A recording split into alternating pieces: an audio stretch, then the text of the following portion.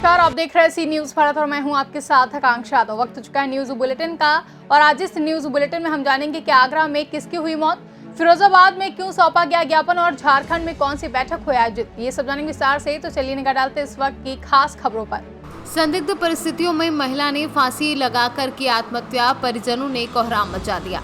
घर के कमरे में फांसी के फंदे पर लटका मिला महिला का शव, परिजनों में मचा हड़कंप। वहीं सूचना पर पहुंचे मायके के परिजनों ने पति सहित ससुराल पर दहेज के उत्पीड़न के मारपीट कर मार डालने का आरोप लगाया है। वहीं घटना की सूचना पर पहुंची पुलिस ने मामले की जानकारी लेकर मृतका के शव को पंचनामा भरकर पोस्टमार्टम को भेजा है। आकाश कहाँ के रहने वाली है? मुरैना अम्बापुर सा बरवाई। क्या घटना हुई? ये मेरी बहन को मारा पीटा गया और फांसी पर लटका दिया। कौन से गांव का मामला है? ये अन्नौटा गाँव। मौके पर पुलिस प्रशासन पहुंचा है? पुलिस प्रशासन पहुंची है, बॉडी कब्जे में ले ली है, कार्रवाई कर। आगरा से सी न्यूज संवाददाता विनय कुमार बघेल की रिपोर्ट। फिरोजाबाद में समाजवादी पार्टी के एमएलसी डॉक्टर दिलीप यादव ने सपा कार्यकर्ताओं के साथ डीएम कार्यालय पर दबरई और शिकोहाबाद को लोकल परिधि में लाकर टोल टैक्स मुफ्त कराने की मांग को लेकर ज्ञापन दिया। फिरोजाबाद जिले की सीमा के 2 स्थानों में टोल टैक्स लिए जाते हैं। नियमानुसार एक टोल टैक्स होना चाहिए। साथ ही टूंडला के पास जो टोल टैक्स है, अभी कुछ दिन पूर्व दोगुना टोल कर दिया गया है। ऐसी मंदी के दौर में जिस तरह टोल टैक्स बढ़ाया गया है, जो कि गलत है। चूंकि जनपद फिरोजाबाद की सीमाओं में 2 टोल टैक्स आते हैं। टूंडला व कटफोरी टोल टैक्स 20 किलोमीटर की परिधि को NHEI लोकल दूरी मानती है, जबकि टूंडला टोल टैक्स की पुलिस लाइन दबरई जिला मुख्यालय 20 किलोमीटर से अधिक दूरी पर स्थित है। इसमें शिकोहाबाद की सीमा भी इस परिधि से बाहर है, जिनसे पूरा टोल टैक्स लिया जाता है। ये फिरोजाबाद में 2 टोल टैक्स टोल प्लाजा हैं, एक कटफोरी पे और टूंडला पे। दोनों टोल प्लाजा पर पूरा यहाँ टोल टैक्स लिया जाता है, जबकि NHEI के निर्देशन और रूल्स के हिसाब से ये है, NHEI में 20 किलोमीटर की परिधि को पहले से मान के चलते हैं। लोकल लोगों से कोई भी टोल टैक्स कहीं नहीं लिया जाता, कहीं बहुत कम मिनिमम लिया जाता है। तो हमने उनसे कहा कि लोकल आप कहाँ तक मानते हो, तो उनका कहना था हम आसफाबाद तक लोकल मानते हैं टूंडला वाले। तो हमारा तर्क था कि जो फिरोजाबाद का जिला मुख्यालय है वही दबरई पे है, उसको भी लोकल नहीं मानना है। तो लोकल इसको नहीं माने, इधर कटफोरी पर भी लोकल नहीं मानने। तो लोकल न मानने की वजह से टोल टैक्स फिरोजाबाद के लोगों को, नौजवानों को, बेरोजगार को, छात्रों को, व्यापारियों को, महिलाओं को, सबको टोल टैक्स बहुत देना पड़ता है। उस टोल के मुताबिक कोई सुविधाएं भी नहीं मिलती है। जगह जगह स्थितियां ऐसी हैं कि जो टोल टैक्स लिया जाता है विशेष रोड पर लिया जाता है, विशेष सुविधा देने के लिए विशेष सुविधा भी नहीं मिलती है। तो हमारा जिलाधिकारी महोदय से कहना है, ये जो सीमा 20 किलोमीटर की रखी है, इसको बढ़वाया जाए। इस सीमा में दबरई को और सुकाबाद को भी शामिल किया जाए। दबरई जिला मुख्यालय और सुकाबाद यहाँ से बगल में है, सुकाबाद को भी शामिल किया जाए। 30 किलोमीटर की सीमा कर देंगे तो मुझे लगता है सुकाबाद और दबरई दोनों आ जाएंगे, फिरोजाबाद भी आ जाएगा। तो फिरोजाबाद जिले के टोल टैक्स के लिए बहुत मिनिमम चार्ज देना पड़ेगा। ये हमारा हक है। जिस जिले में टोल टैक्स चल रहे हैं पूरे प्रदेश और देश में, वो जिले के लोगों को लोकल माना जाता है। यहाँ आए दिन झगड़े होते हैं सभी नौजवानों से, व्यापारियों से। तो हमारा अनुरोध था कि आप रिकमेंडेशन दें PD NHEI को। NHEI में हम लोग बात करके फिर लखनऊ रिकमेंड कराएंगे, प्रयास करेंगे लखनऊ से हम लोग इसको पूरी तरह से माफ करा लें या मिनिमम चार्ज पर करा लें। फिरोजाबाद से सीनू संवाददाता दीपक शर्मा की रिपोर्ट। नगर निगम में प्रगतिशील समाजवादी पार्टी लोहिया पदाधिकारियों ने नगर आयुक्त को विभिन्न जन समस्याओं को लेकर ज्ञापन दिया। इस दौरान ज्ञापन में अवगत कराया गया कि सदर तहसील वाले पूरे क्षेत्र में नगला भाऊ वार्ड नंबर 35 की गलियां उबड़ खाबड़ पड़ी हैं, जहां राहगीरों को काफी परेशानी होती है। इसके साथ क्षेत्र में आसपास कोई शमशान घाट और ना कोई बारात घर, जबकि निगम की बचत की कीमती जगहों पर दबंगों का कब्जा किया जा चुका है। इस संबंध में नगर निगम प्रशासन को कई बार अवगत कराया है। नाले पुलिया से सदर तहसील जाने वाले मार्ग पर गहरे गड्ढे हो चुके हैं, जिसे अतिशीघ्र निर्माण कराकर जल निकासी की व्यवस्था कराई जाए। को लेकर ज्ञापन दिया, कहाँ दिया? आज वार्ड नंबर 35 नगला भाऊ के लिए हम लोगों ने महानगर अध्यक्ष जी विपिन यादव जी के नेतृत्व में ज्ञापन दिया है। और ये ज्ञापन मेन हमारे जो फोकस है, वहाँ लगी जो गंदगी का अंबार है, उस अंबार को हटवाने के लिए।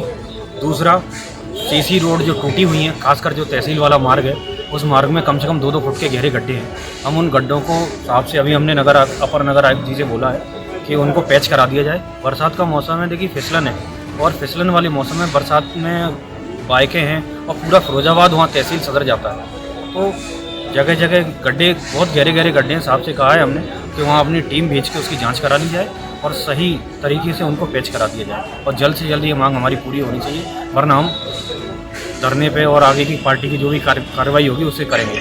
ज्ञापन दिया है?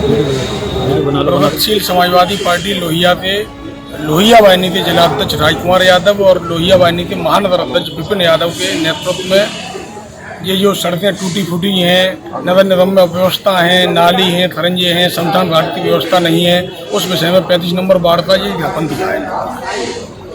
किस संदर्भ में ज्ञापन दिया और कहाँ पर दिया है? हम लोगों ने नगर निगम में नगर आयुक्त जी को ज्ञापन दिया है। नगला भाऊ वार्ड नंबर 35 की इतनी बुरी हाल है कि गड्ढे हो गए सदर तहसील से लेकर के और गोविंद नगर तक निकलने के लिए लोग परेशान हैं। आज दिन जो भी लोग गिरता है वो चुटेल हो जाता है। हम लोगों ने अपर आयुक्त जी को ज्ञापन सौंपा है। फिरोजाबाद से सीनियर संवाददाता दीपक शर्मा की रिपोर्ट। राष्ट्रीय जनता दल कार्यालय में प्रखंड अध्यक्ष प्रीतलाल यादव के नेतृत्व में बालूमाथ कार्यालय में 15 अगस्त स्वतंत्रता दिवस के अवसर पर झंडोत्तोलन करने का निर्णय लिया गया।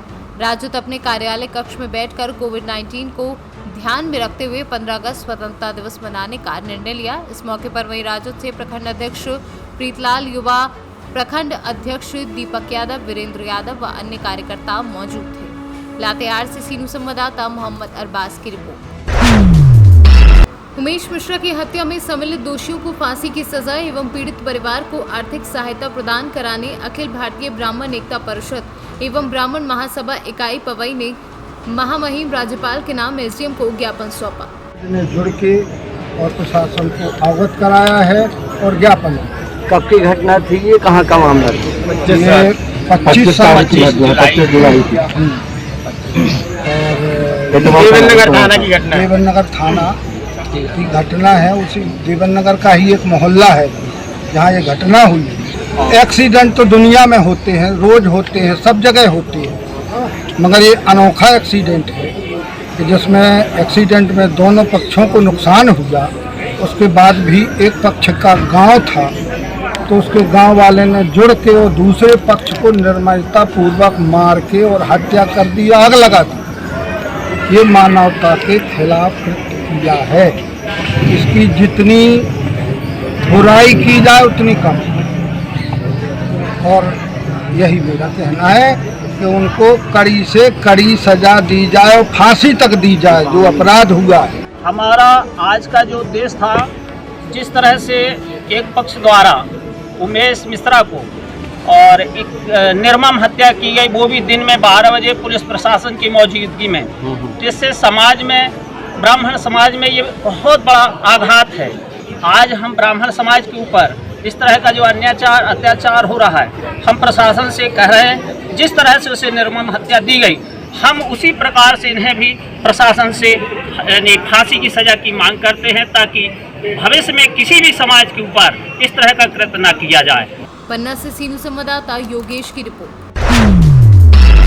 रोहतास के जिला प्रशासन से लेकर स्वास्थ्य विभाग के वरीय पदाधिकारियों के बीच उस समय हड़कंप मच गया जब कुछ स्थानीय लोगों के द्वारा सीएस कार्यालय के मुख्य द्वार से लेकर सदर अस्पताल के मेन गेट पर बांस बल्ला लगाकर उसे बंद कर दिया। जैसे ही ये खबर जिले के वरीय अधिकारियों तक पहुंची तो इसके बारे में विशेष जानकारी लेकर इसका तत्काल समाधान कराने का निर्देश अभिनाश कर्मचारियों को दिया गया।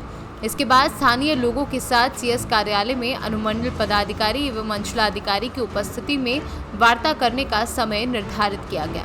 किसी वार्ता के दौरान स्थानीय लोगों को ये निर्देश दिया गया कि पहले बांस बल्ले को वहां से हटाया जाए, उसके बाद आगे की बात चलेगी। सुबह में कुछ स्थानीय लोगों के द्वारा बांस बल्ला लगाकर आपके कार्यालय के प्रवेश द्वार और सदर अस्पताल के प्रवेश द्वार पर बैरिकेडिंग कर दिया गया था सर, कैसे सॉर्ट आउट हुआ, क्या मामला था? जो बैरिकेड माने बंद कर दिया गया था, तो सदर एसडीओ के नेतृत्व में सीओ साहब पुलिस पर्सनल आए थे, तो बंद को खुलवा दिए और एग्रीव पार्टी के साथ हम लोग फिर कलेक्टर साहब से मिले। कलेक्टर साहब को आश्वस्त किए हैं सारी चीज़ उचित रूप से देख लिया जाएगा, लेकिन इस तरह का अप्रिय घटना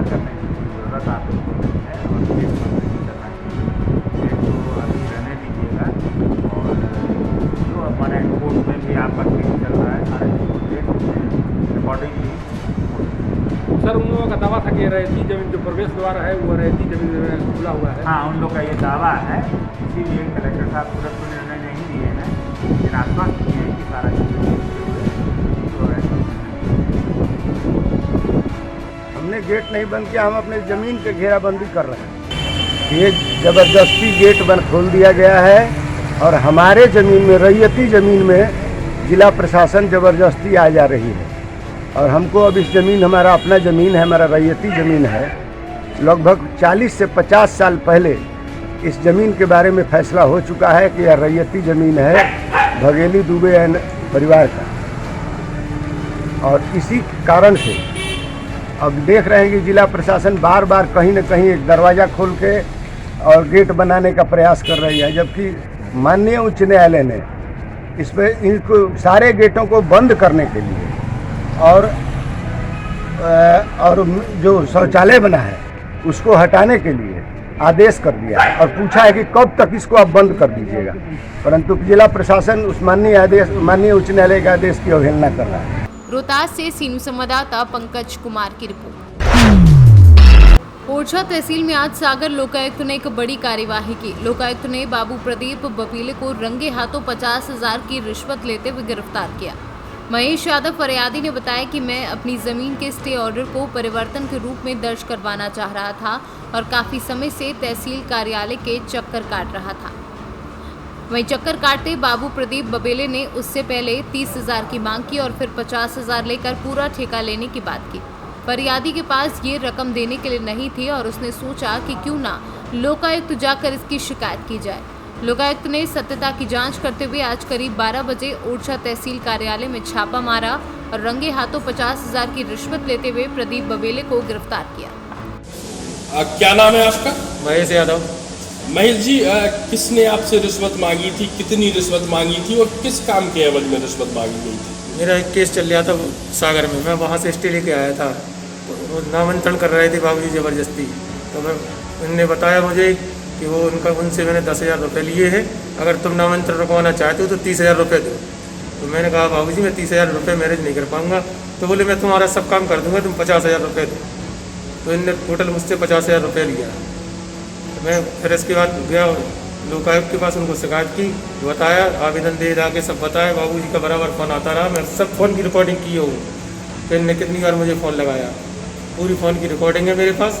इसीलिए फिर मैंने सर को बताया, सर को रिकॉर्डिंग भेजा, सर ने रिकॉर्डिंग के आधार पर मुझे फिर दोबारा भेजा, आवेदन दिया। आवेदन देने के बाद सर रिकॉर्डिंग करने आए, रिकॉर्डिंग करवा के फिर मैंने सर को दी। रिकॉर्डिंग के बाद फिर जब पैसे मांगे तो मैं आज पैसे देने आया था, तो साहब ने रंगे हाथों ने पकड़ा। क्या आज कार्रवाई हुई, किसको पकड़ा गया? आज हमने ट्रेन की कार्रवाई की है। तहसीलदार के रीडर है प्रदीप बबेले, उनको हमने 50,000 रुपये की रिश्वत लेते हुए ट्रेप किया है, उनके हाथों पकड़ा है। और दिनांक 8 तारीख को महेश यादव आवेदक द्वारा जो है शिकायत की गई थी, इसमें प्रदीप बबेले द्वारा जो है नामांतरण पे लगे स्टे दर्ज करने के एवज में रिश्वत की मांग की जा रही थी। तो उसको हमने तस्दीक किया, सही पाया और आज ट्रेप की कार्रवाई की गई और भ्रष्टाचार अधिनियम की धारा 7 के तहत कार्रवाई की जा रही है। कितने रुपए की मांग करी है? 50,000 रुपये की मांग की थी, जो आज लेते हुए हमने उनको रंगे हाथों पकड़ा है। टीकमगढ़ से सीनू संवाददाता गिरीश कुमार खरे की रिपोर्ट। फिलहाल के लिए न्यूज़ बुलेटिन में बस इतना ही। देश और दुनिया की तमाम बड़ी खबरों के लिए देखते रहें सी न्यूज़ भारत।